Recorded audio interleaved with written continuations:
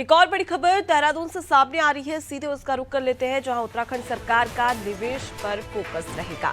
निवेशक सम्मेलन में 60 करोड़ की ग्राउंडिंग, जो आपको बता दें कि 15 फरवरी तक ग्राउंडिंग की रिपोर्ट भी देनी होगी। तो देखिए, हाल ही में इन्वेस्टर समिट उत्तराखंड में हुआ था, जिसमें कई ऐसे निवेशक थे जिन्होंने प्रदेश में निवेश किया और इसकी एक रिपोर्ट भी सरकार ने जारी की थी कि अब तक कितनी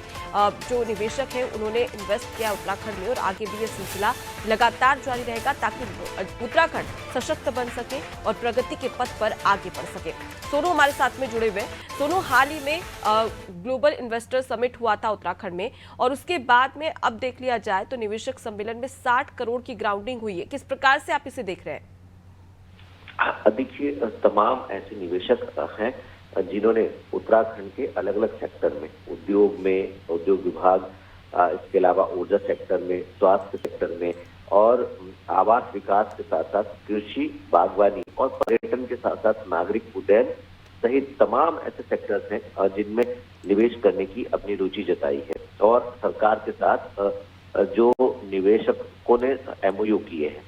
हाल ही में कुछ समय पहले की अगर बात करें, दिसंबर माह में, तो जब 8 और 9 दिसंबर को प्रधानमंत्री और केंद्रीय गृह मंत्री के संबोधन से इस कार्यक्रम का शुभारंभ हुआ और जो सम्मेलन ये हुआ था,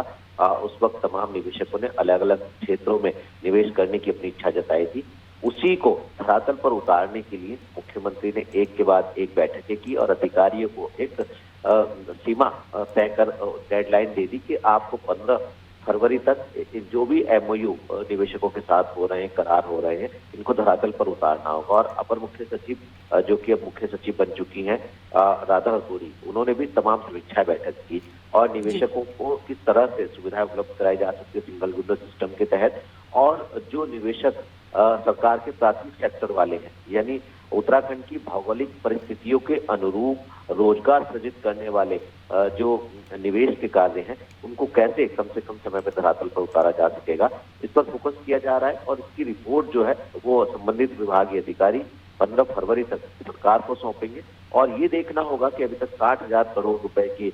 निवेशक की जो ग्राउंडिंग है वो हो चुकी है और 3,54,000 करोड़ से ज्यादा के निवेशकों के करार हुए हैं। तो ऐसे में इस बड़ी धनराशि को कैसे सुनियोजित तरीके से विभागीय अधिकारी एक दूसरे से समन्वय स्थापित कर धरातल पर उतारेंगे, ये देखना होगा। जी बिल्कुल, तो कहीं ना कहीं पुष्कर धामी ने जो प्रयास किए थे उत्तराखंड को प्रगति के पथ पर ले जाने के लिए, ऐसे में ग्लोबल इन्वेस्टर समिट को काफी अच्छे तरीके से देखा जा रहा था और प्रदेश में निवेश को लेकर प्रवेश तो हो चुका है, लेकिन अब उत्तराखंड कितना सशक्त होता है, आर्थिक स्थिति कितनी मजबूत होती है, ये देखने वाली बात है। लौटूंगी आपके पास में सोनू। तो देखिए, उत्तराखंड सरकार का निवेश पर फोकस है स्पष्ट तौर पर। जिस प्रकार से आर्थिक स्थिति मजबूत करने की बात सरकार द्वारा लगातार कही जा रही है, इससे साफ तौर पर जाहिर होता है कि आने वाले समय में उत्तराखंड वासियों की जो अर्थव्यवस्था है, इकोनॉमी है, वो आगे बढ़ेगी। और साथ ही अब निवेशक सम्मेलन हुआ था, उसको लेकर भी तमाम जानकारियां सामने आई थी और हमने देखा था कि किस प्रकार से देश ही नहीं बल्कि विदेश के भी जो